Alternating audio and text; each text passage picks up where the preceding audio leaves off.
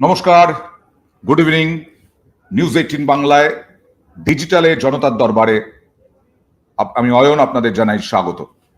সোম থেকে শুক্র প্রতিদিন সন্ধ্যে 6টা থেকে 6:30 আমি ডিজিটালে জনতার দরবার নিয়ে আসি আপনাদের মতামতের জন্য, এবং আপনারা দেখেন প্রচুর দর্শক এই আধ ঘন্টা এবং তারপরেও, এবং অবশ্যই রাজনৈতিক তার সঙ্গে অন্যান্য সাবজেক্টও আমি তুলে ধরি। আজকে অবশ্যই রাজনীতি তুলে ধরতে হবে, কারণ আজকে প্রধানমন্ত্রী নরেন্দ্র মোদী তিনি রাষ্ট্রপতির জবাবি ভাষণ লোকসভায় দিয়েছিলেন, এর আগে আজকে রাজ্যসভায় দিলেন। প্রায় 2 ঘন্টার ভাষণে তিনি কংগ্রেসকে কুচি কুচি কুচি কুচি করে কাটলেন বলা যায়, তুলোধনা করলেন বলা যায়। আর কংগ্রেসকে গাঁথতে গিয়ে প্রথমেই তিনি নাম না করে মমতা বন্দ্যোপাধ্যায়ের একটা বক্তব্যকে হাতিয়ার করলেন।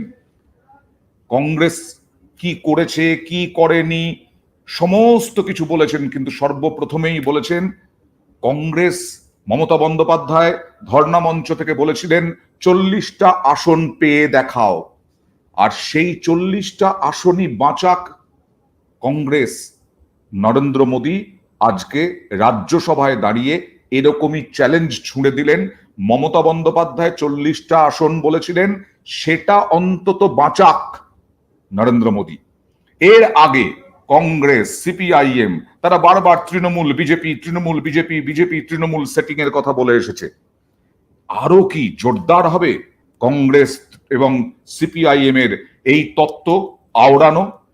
আমার সঙ্গে এই মুহূর্তে রয়েছেন 3 জন বিশিষ্ট অতিথি। আমার সঙ্গে রয়েছেন তৃণমূল কংগ্রেস মুখপাত্র জুই বিশ্বাস, আমার সঙ্গে রয়েছেন বিজেপি মুখপাত্র শতরূপা, এবং আমার সঙ্গে রয়েছেন কংগ্রেস মুখপাত্র অরিন্দম গোস্বামী। প্রথমে আজকে রাজ্যসভায় মমতা বন্দ্যোপাধ্যায়ের নাম না করে কি বললেন নরেন্দ্র মোদী একেবারে শুরুতেই রাজ্যসভায় জবাবি ভাষণের শুরুতে, দেখুন। जो चैलेंज आई है,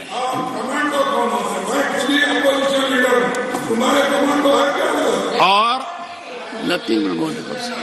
पश्चिम बंगाल से चैलेंज आई है कि कांग्रेस 440 पार नहीं कर पाएगी, 40 पार नहीं कर पाएगी।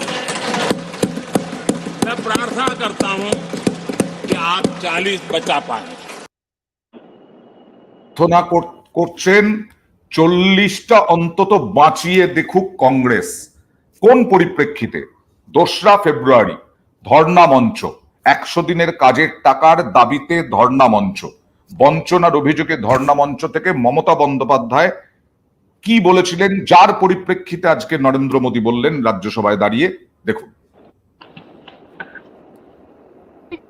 কেউ বাংলা পারে, তৃণমূল কংগ্রেস পারে, সমস্ত রিজিওনাল পার্টিকে ঐক্যবদ্ধ করে এক জায়গায় দাঁড়াতে। কংগ্রেস তুমি তো একা পারবে না, তুমি 40টা সিট পাবে কিনা আমরা জানি না। আমি নাই বা কিছু চাইলাম, তাও আমি বলেছিলাম 2টো সিট তোমাদের দেবো, তোমাদের জিতিয়েও দেবো।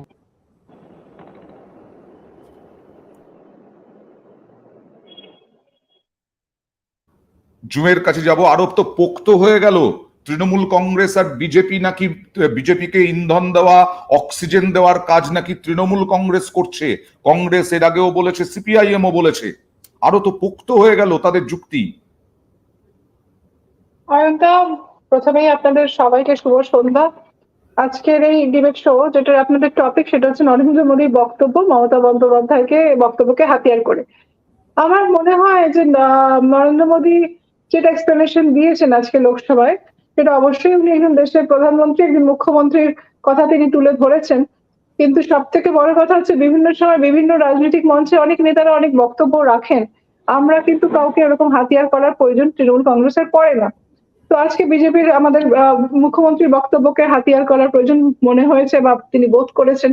তো যাই হোক, সেটা তাদের দলের ব্যক্তিগত অভ্যন্তরীণ বিষয়। কিন্তু আমরা যেটা বলবো, যে প্রথমেই বলি, জাতীয় যে আমাদের কংগ্রেস রয়েছে তার সঙ্গে কিন্তু তৃণমূলের কোথাও কোনো বিরোধ নেই।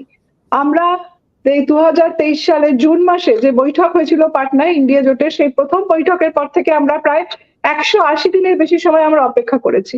180 দিন আমরা অপেক্ষা করেছি, জোট ধর্ম মেনে আমরা অপেক্ষা করেছি যে কংগ্রেস সিট শেয়ারিং নিয়ে কথা বলবেন। আমরা অপেক্ষা করেছি যে কবে সিট শেয়ারিং ফাইনাল হবে, কে কোথা থেকে কতটা সিটে লড়বেন, কটা আঞ্চলিক দলকে ছাড়া হবে, কটা আমাদের জাতীয় স্তরে কংগ্রেস কটা আসনে প্রতিদ্বন্দ্বিতা করবেন। কিন্তু আমরা কি দেখলাম যে বারবার অধীর রঞ্জন চৌধুরী নামক এই প্রদেশ কংগ্রেসের সভাপতি, তিনি বারবার প্রেস কনফারেন্স করে মুখ্যমন্ত্রীকে নানা কুৎসিত মন্তব্য তিনি করছেন, এই জোটের বিপক্ষে তিনি বক্তব্য রাখছেন এবং এই জোট নিয়ে তিনি বিরূপ মন্তব্য করছেন, মমতা বন্দ্যোপাধ্যায়কে কটাক্ষ করছেন। আজকে আমাদের সমস্যা কংগ্রেসের সাথে নয়, আমাদের সমস্যা হচ্ছে অধীর রঞ্জন চৌধুরীর সাথে। এই অধীর রঞ্জন চৌধুরী নিজে একাই দায়িত্ব নিয়ে তার দলের কবরটা খুলে দিয়েছেন, পশ্চিমবঙ্গের কংগ্রেসটাকে শেষ করেছেন এবং সর্বভারতীয় স্তরে যিনি পার্লামেন্টের একজন দলের নেতা তিনি কংগ্রেসের, তিনি সেখানেও কংগ্রেসটাকে আজকে শেষ করেছেন দায়িত্ব নিয়ে। তাই আমার মনে হয় এটা ওনাদের নিজের দলের পর্যালোচনা করার একটা সময় এসছে। রাহুল গান্ধী, সোনিয়া গান্ধী বা যাদের হাতে কংগ্রেসের রাজ থাকুক না কেন, তাদের একটা প্রয়োজন মনে হয় রয়েছে যে নিজেদের অভ্যন্তরীণ একটা আলোচনা করার প্রয়োজনীয়তা মুখপাত্র। তুমি অধীর রঞ্জন চৌধুরী, হ্যাঁ অবশ্যই, যখন কংগ্রেস হাইকমান্ড বারবার জয়রাম রমেশ বলছেন 15 মিনিটের জন্য হলেও, 5 মিনিটের জন্য হলেও, 20 মিনিটের জন্য হলেও আপনি ন্যায় যাত্রায় আসুন, তখনও অধীর রঞ্জন চৌধুরী তার মন্তব্যে অনড়, তখনও তার অবস্থানে অনড়। আমি বলতে চাইছি যে তুমি একজন কংগ্রেস কর্মী হিসেবে কোথাও কি তৃণমূলের সঙ্গে বিজেপির সখ্যতাকে প্রাধান্য দেবে, নাকি প্রধানমন্ত্রী আজকে ইচ্ছে করেই তৃণমূল আর কংগ্রেসের মধ্যে কিছুটা দূরত্ব তৈরি হয়েছে কিন্তু জোটটাকে ভাঙতে হবে, জোটকে ভয় পাচ্ছেন নরেন্দ্র মোদী, সেই কারণেই মমতাকে হাতিয়ার করলেন নরেন্দ্র মোদী, কিভাবে দেখবে? দেখুন, ঘটনা হচ্ছে প্রথমত জয়রাম রমেশ যখন মমতা ব্যানার্জি বা তৃণমূলের প্রতিনিধিকে আসতে বলেছেন, সেটার একটা পরিপ্রেক্ষিত ছিল। পরিপ্রেক্ষিতটা হচ্ছে সারা ভারতবর্ষে যেভাবে বিজেপি চলেছে, সেটা আপনি বেকারত্বের কথা বলুন, সেটা আপনি নারী নির্যাতনের কথা বলুন, সেই প্রসঙ্গে যে তার বিরুদ্ধে দাঁড়িয়ে আসার জন্য আবেদন জানিয়েছে। আর আমরা বারবার করে বলেছি যে এই যে ন্যায়যাত্রাটা হচ্ছে, সেই ন্যায়যাত্রা যেমন হাথরাসের বিরুদ্ধে, সেই ন্যায়যাত্রা হাঁসখালিরও বিরুদ্ধে। এবার যেই পার্টি, যেই দল হাঁসখালি ঘটাতে পারে, তার নৈতিক অধিকার থাকে না হাথরাসের বিরুদ্ধে আন্দোলন করার। আমরা সেই জায়গা থেকে আমরা কোনোদিন চাইনি যে মমতা ব্যানার্জি এই মিছিলে হাঁটুক, সেই জায়গা থেকে আমরা বিরোধিতা করেছিলাম। চৌধুরী, তোমরা মানে কারা? তোমরা পশ্চিমবঙ্গ কংগ্রেস আলাদা বলছি, তোমরা মানে পশ্চিমবঙ্গ কংগ্রেস আলাদা। দেখুন, ঘটনা হচ্ছে জয়রাম রমেশ যখন বলছেন সেটা সর্বভারতীয় পরিপ্রেক্ষিতে বলেছেন। আমরা যখন সেটাই তো বলছি, তিনি সর্বভারতীয় পরিপ্রেক্ষিতে বলছেন, কেননা হাথরাস তো আর ভারতবর্ষের বাইরে নয়। এবার আমরা পশ্চিমবঙ্গের যে কর্মীরা আছে, দেখুন সত্যি কথা বলতে কি, আমরা তো আর হাথরাস দেখিনি নিজের চোখে, কিন্তু আমি নিজে এই জেলার প্রতিনিধি হয়ে আমি নিজে হাঁসখালিটাকে দেখেছি। আমি আমার ব্যক্তিগত, এটাকে ধরুন আমার ব্যক্তিগত কথা, অবশ্যই অধীর রঞ্জন চৌধুরীর কথা, অবশ্যই প্রদেশ কংগ্রেসেরও কথা, আমরা হাঁসখালিটা দেখেছি। আমরা সেই জায়গা থেকে দাঁড়িয়ে মনে করেছি যে হাঁসখালিটা ঘটিয়েছে তার নৈতিক অধিকার নেই যে হাথরাসের বিরুদ্ধে হাঁটবে। সেই জায়গা থেকে দেখুন, আমি শতকর কাছে আসবো, তবে তার আগে আমি একটু জুয়ের কাছে আসবো। কি মনে হচ্ছে? আমরা তো দেখেছিলাম যে সোনিয়া গান্ধীর সঙ্গে মমতা বন্দ্যোপাধ্যায়ের খুব ভালো সম্পর্ক। সোনিয়া গান্ধীর সঙ্গে আমি এর আগেও দেখেছি কংগ্রেসকে, মানে কংগ্রেসের প্রদেশ কংগ্রেসকে বারবার বার্তাও দেওয়া হয়েছে যে মমতা বন্দ্যোপাধ্যায়ের সাথে যেন কোনো রকম দ্বন্দ্বে না যাওয়া হয়। আজ পর্যন্ত কোনো বার্তা এই পর্বে আমরা দেখিনি, এবং এখনো পর্যন্ত এই যে অরিন্দম যে কথাগুলো বলে যাচ্ছেন, তাতে স্পষ্ট যে প্রদেশ কংগ্রেস তাদের অবস্থানে অনড়। আমি প্রথমেই বলি যে প্রদেশ কংগ্রেসের মানে মুখপাত্র যা বলছেন তাতে শুনে মনে হচ্ছে যে অনেকটা আঙুর ফুল টকের মতো।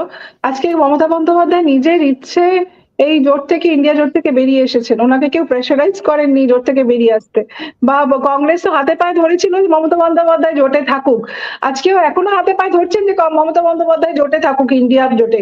কিন্তু মুশকিল হচ্ছে প্রদেশ কংগ্রেস তো আর কংগ্রেস মানে সর্বভারতীয় কংগ্রেসের বাইরে নয়, এখানে একরকম কথা বলবে। আর কেন্দ্রে যারা রয়েছেন, জয়রাম রমেশ তিনি চিঠি লিখবেন আপনি আসুন, আর এখানে প্রদেশ কংগ্রেসের সভাপতি বলবেন না আপনি আসবেন না। আচ্ছা, হাথরাস উনি দেখেননি, ঠিক কথা, উনি দেখেছেন হাঁসখালি, কিন্তু এই ভারতবর্ষের যে ছোট ছোট প্রান্তে উনি মণিপুরও নিশ্চয়ই দেখেননি। তো আমার মনে হয় ওনাকে সারা ভারতবর্ষ ঘুরে দেখা উচিত, কারণ একটা কুয়োর ব্যাঙ হয়ে বসে থাকলে হবে না। সারা ভারতবর্ষে নারী নির্যাতন কোথায় Okay. কোথায় কোন রাজ্যে কতটা হচ্ছে, কোথায় সবচেয়ে বেশি হচ্ছে, একটা ঘটনা পশ্চিমবঙ্গে ঘটলে ঠিক আছে। সেটা বড় করে দেখানোর চেষ্টা হচ্ছে। ভারতবর্ষের বিভিন্ন প্রান্তে নারীদের উপরে যে অত্যাচার হচ্ছে সেই পরিসংখ্যান ওনার জানা উচিত। অবশ্যই সেই নারী পরিসংখ্যান নির্যাতন নিয়ে